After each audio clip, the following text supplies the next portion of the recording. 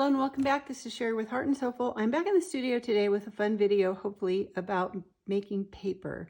Now, I have made paper in the past, and I want to show you what I've done and what I use to make it versus what I'm going to do today. And the reason is, depending on what you want to use yours for, you may just like to hear all the experiments that I've done. So I'm going to show you making your own frames and then also ones that I purchased. So let's see where to start, where to begin. So the reason that I want to do this, in case that you have been following me for a while, I want to start this journal that is going to be for a friend of the family. We're going to call this MELAINE'S journal. And I want to get it started. And I have a few ideas of things that I want to use in it that I have to make separate. So that's what I want to start. I thought this would be a fun paper making video. So if you have never made paper before, I'm going to kind of do it from that point of view, show you what I've done in the past. So the first reason was to make the card backing for my jewelry boxes. So I put my necklace or whatever. I actually have a couple layers that I put and use this as like the card that you attach your necklace or earrings to, and then it goes in the box. So I wanted those to be thick, like cardstock weight. And I'm not really folding them, so I didn't care if the paper would break or not. But I don't know how pliable it would be if I wanted to do this. Let's say I fold this in half to put in a journal. Now, maybe it'll work. And if it does, this is actually a good size. So I may use this. I may keep this around my table for a while because that actually would be a nice beachy color for the journal. So I might attempt, and it could just be a small page, or cut it apart and have it be like a journaling card or a little piece of artwork or whatever. So when I'm doing MELAINE'S journal, she's an artist, and she saw the journals I was making using vintage books and vintage, ephemera paper from different old books and that kind of thing. And that's when she asked if I'd make her a journal. But then I want to put a spin on it and do lots of artsy things in it. And because I know her, and she likes to take walks and collect things. And I just know things about her that can go into this journal different than maybe the other ones that I was making. So I thought it were worthy of maybe doing a series just for this journal because I may come up with some ideas that I haven't covered in the past. So I may end up using this in there now that I see that it's really not tearing and all of that. So I do, though, want to make paper that's more like paper, like you can write on, do artwork on, that kind of thing. So I did a couple of experiments with what I already had, and I like how they turned out. I've never been able, when I was doing paper like this, I was never able to get it this thin, like a piece of paper like you can write on. And it's very smooth on one side, and then it has texture you can see on the other side. So this makes it really kind of like rag paper.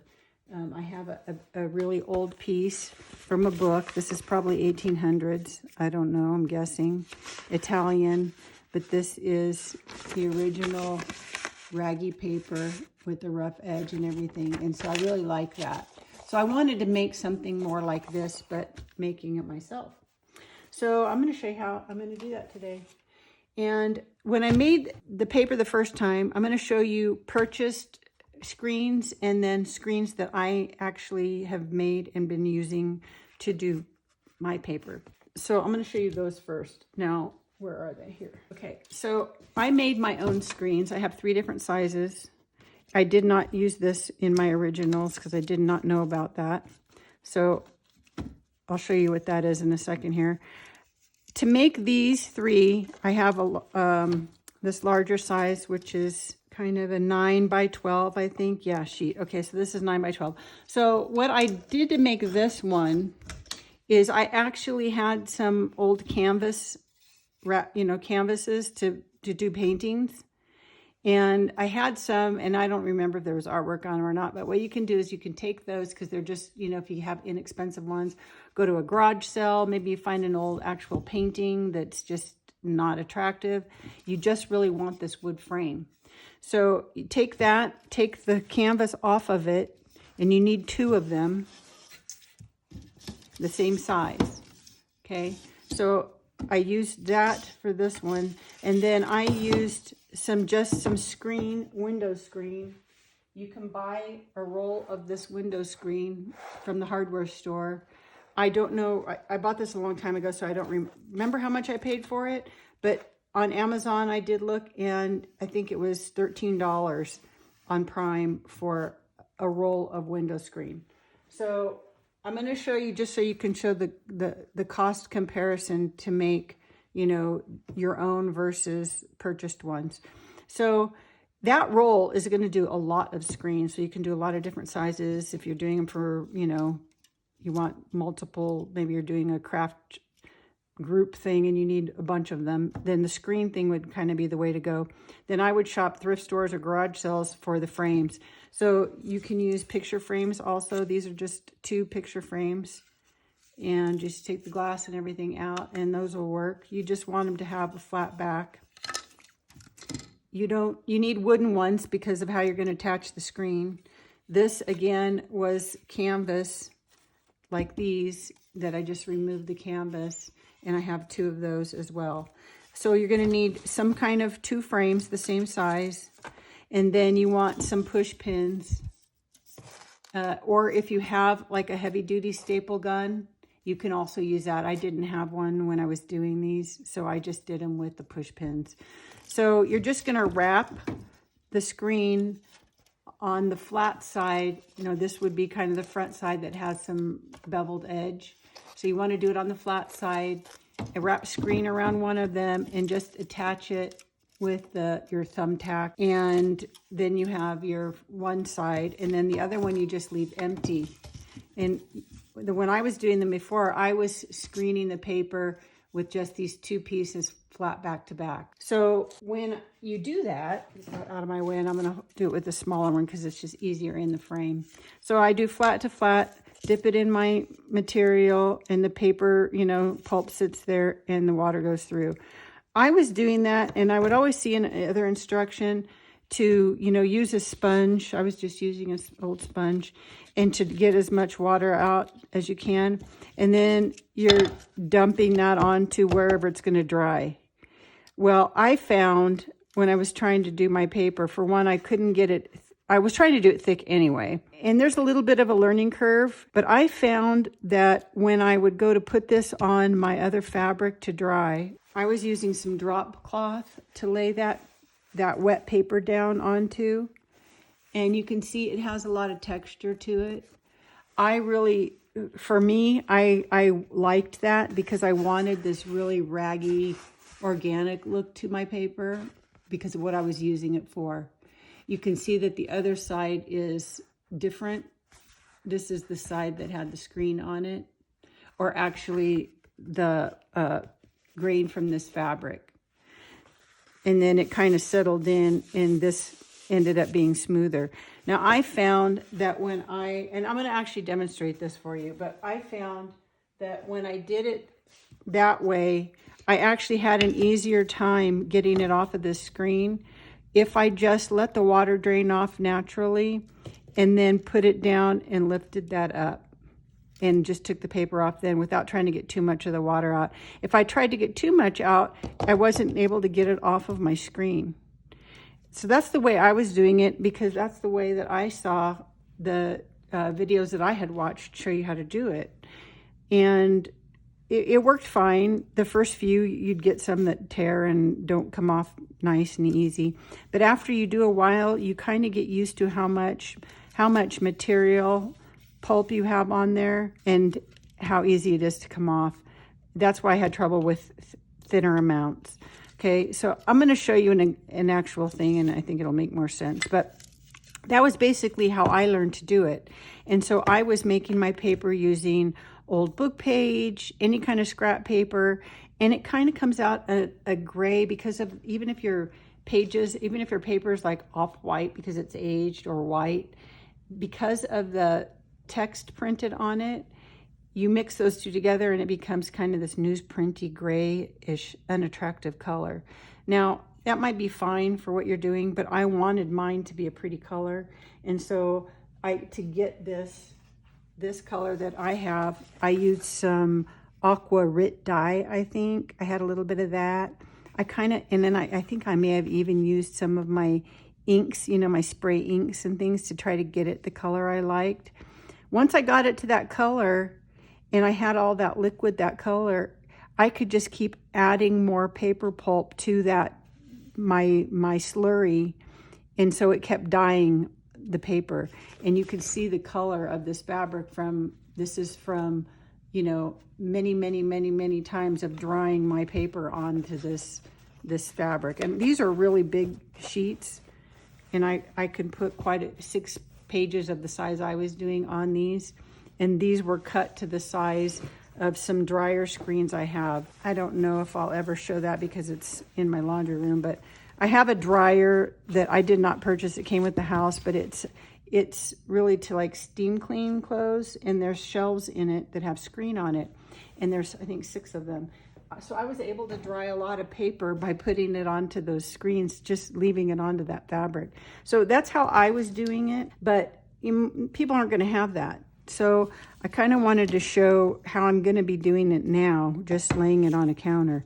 So you have your screens that you've made, and I was using at the time a big bin, which it's too big to put in this frame, but it's just a big plastic bin with a lid, you know, the storage bins. It's kind of a small size one of those. You need a big enough container, and I'll show you what I'm going to use today because it'll fit in my frame.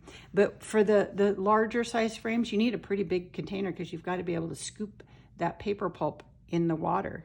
So you've got to kind of think about that. If you're using just these small ones, I also use just a large stainless steel bowl. Mixing bowl worked, and this would fit in that. And so it just depends on the size of your frame. So you need a container for your slurry and water mixture. You need your frame with your screen, and you can, like I said, make those or not. And then there's 2 other parts that I was not using, and I'll tell you why. So I wasn't really, for this new paper I wanted to make, I wanted it to be thinner, and I wanted it to be a little bit less rough. I wanted it to be more smooth, that you could write on it, you know, paint on it or whatever. This is not what I used this for. So this was more for a backing. And so I didn't really need to write on this. I wanted something smoother for this, and I want it to be white. Okay. So the first thing I did was I thought I need an improved frame maybe. And so I ordered some online on Amazon, and I'll put the link down below if you want to, you know, order that rather than make your own. But I'm going to show you what it came with. And these were 2 parts that I did not have. So it came with the same kind of 3 sizes that I had before. So I have like the 9x12, and this is, you know, what is this, 5x7-ish, 5x7, something like that. And then this smaller one that's maybe like more like a 4x6 size. So you had 3 sizes, but then for each one, it came with this absorbent, they call it an absorbent fabric.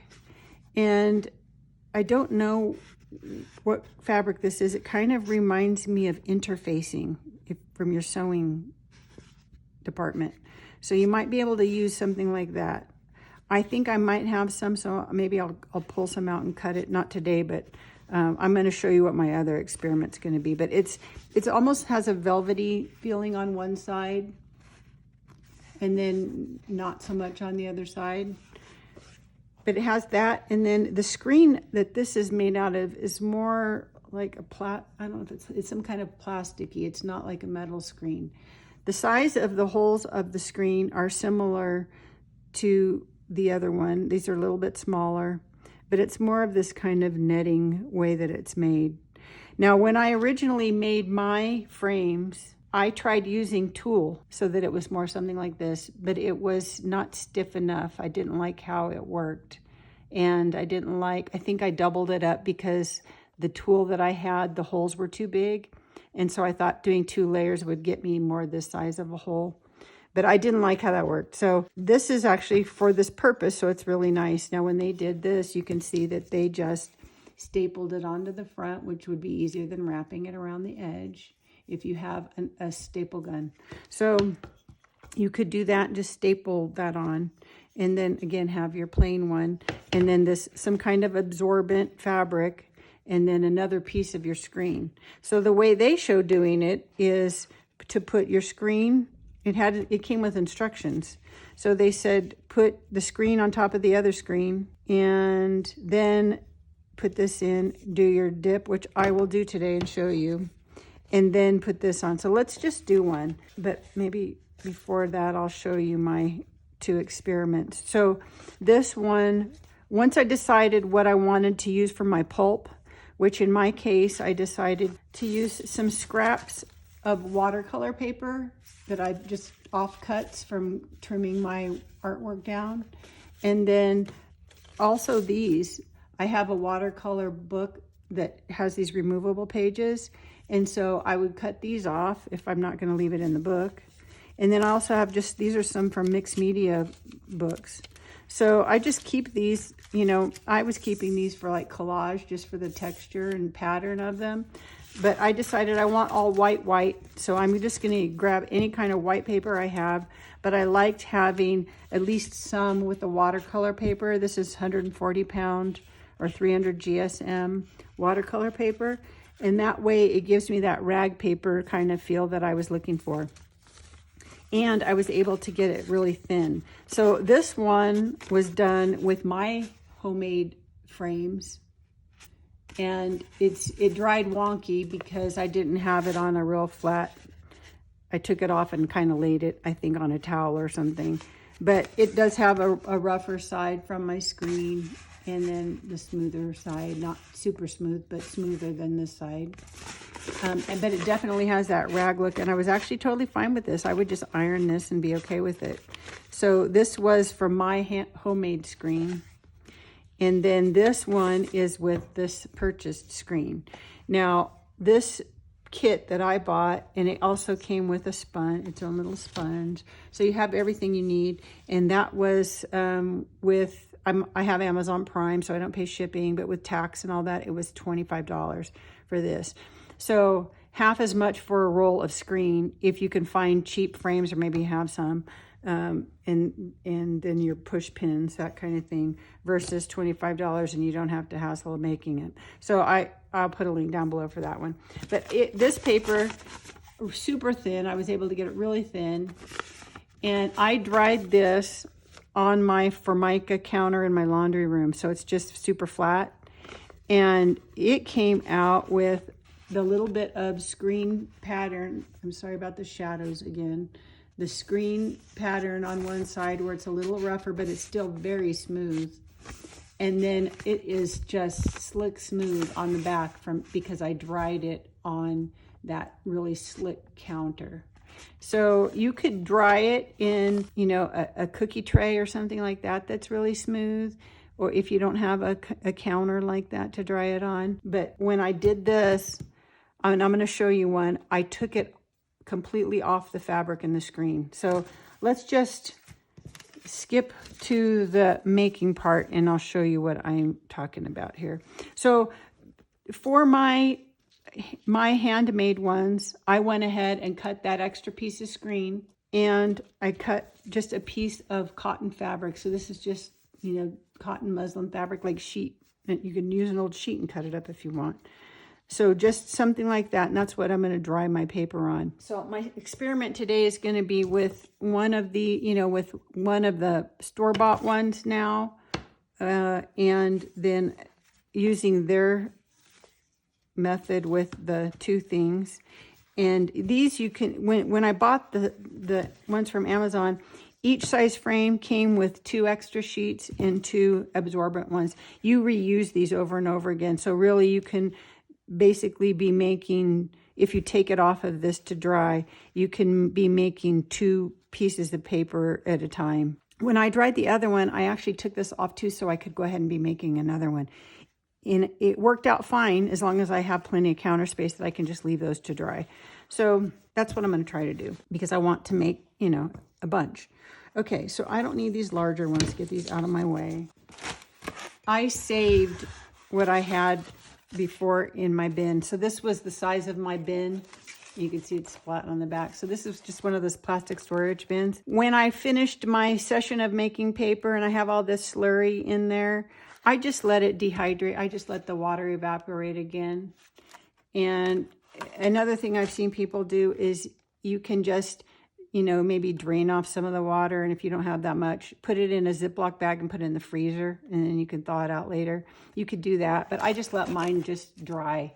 And then I can, you know, break this up and put it.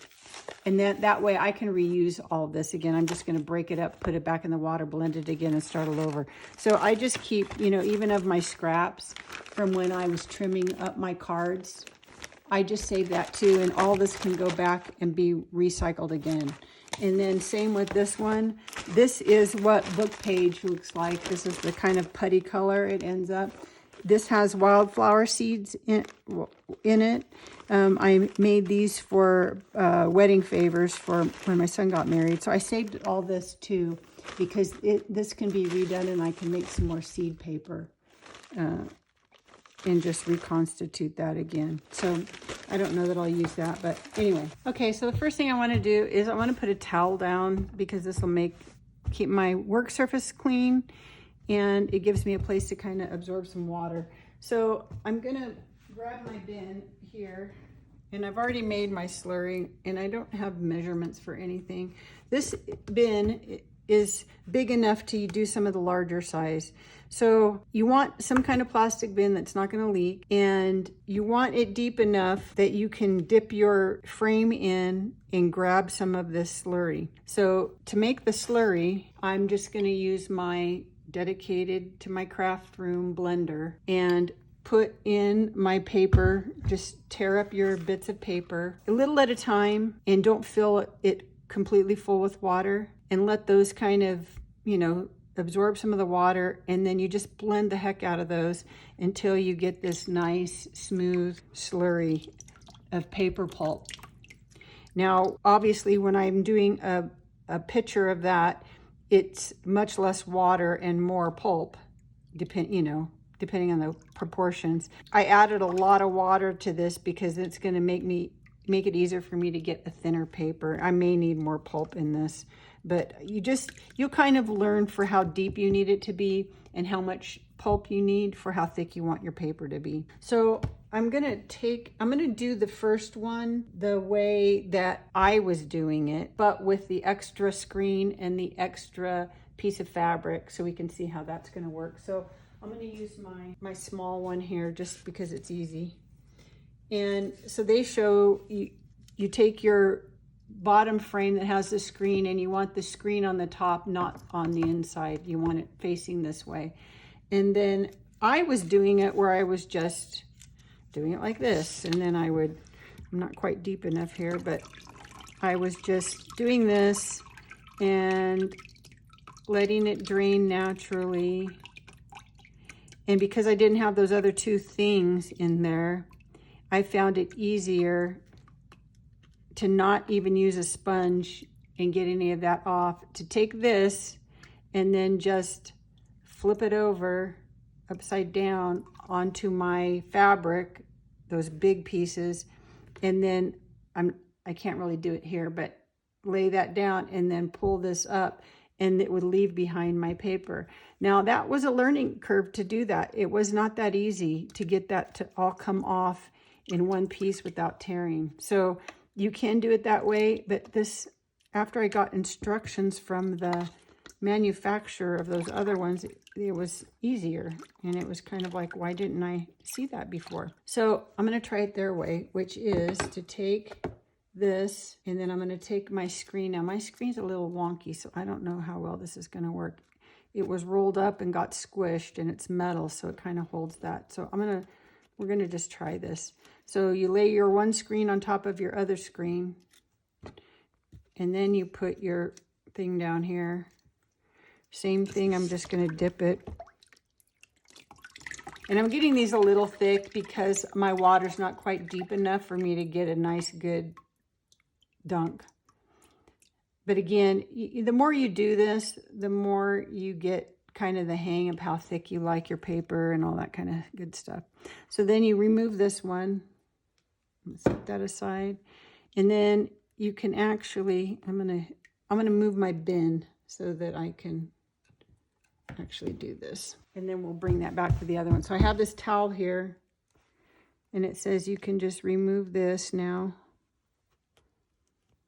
And then I need my absorbent fabric, which in my case, it's just, we're going to try this muslin cotton fabric.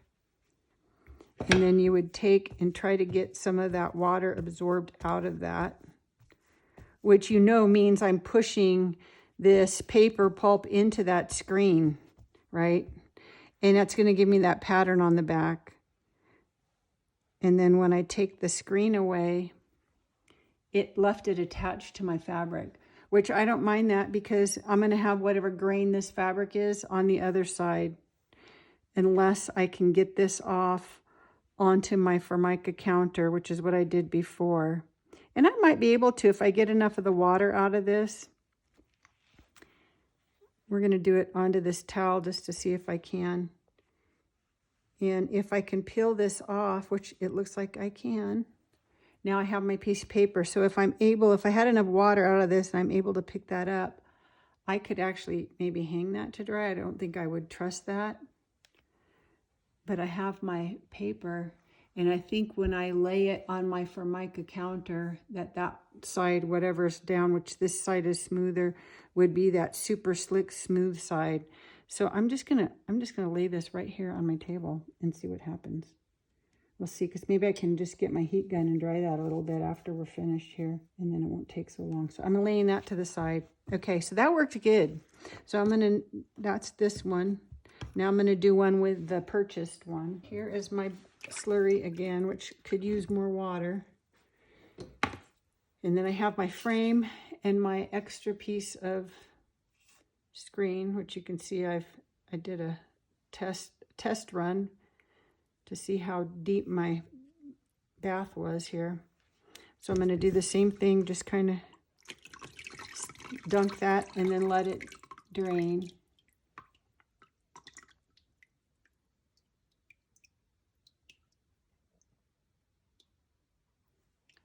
And then I'm going to set that off so I can get rid of my bin. Okay. Oops. And then this is very wet now, my absorbent thing, but we're gonna work with that anyway. We'll see what it's like to make. Now this one's thinner, which is nice, I think. Maybe similar.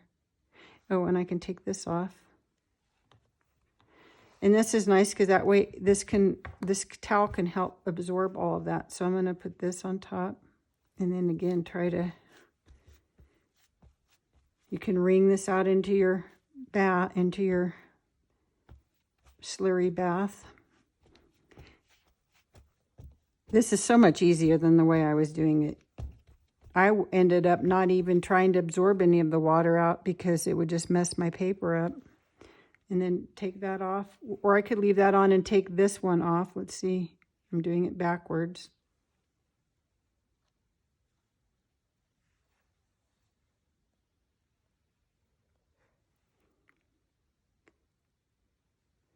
But that also worked. Oops.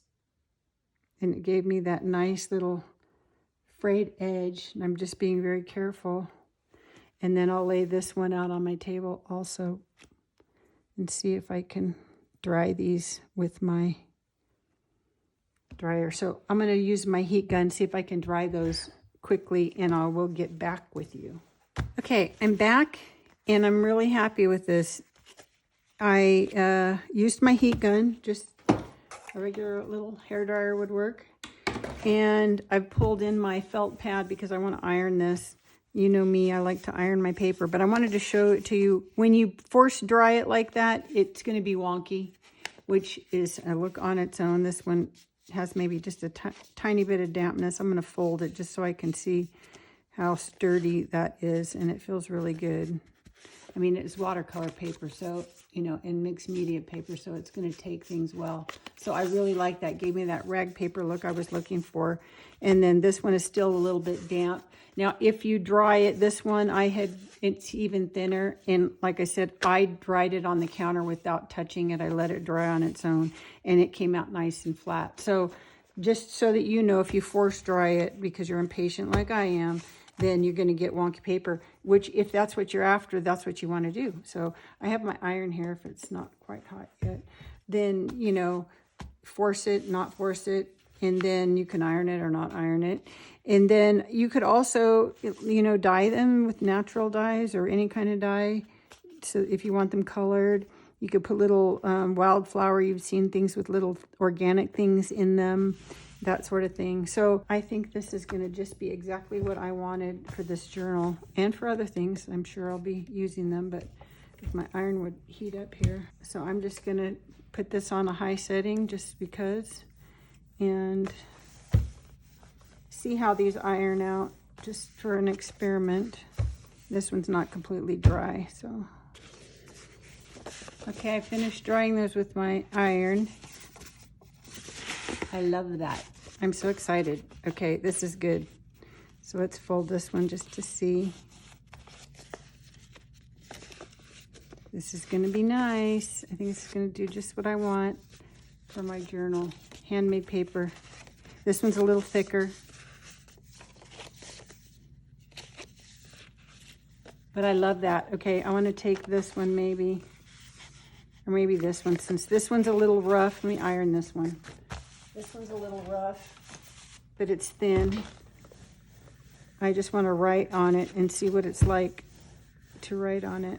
So this one does not have as smooth a side as, let me grab this is a Unipin water and fade proof. Let's try this and just see.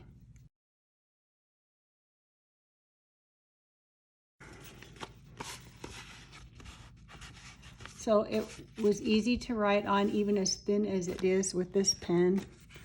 And this one has that really smooth side. Let's just see. Yep, super easy. And tears nice, folds nice. Okay, I'm thrilled. I need to go make a bunch of paper now.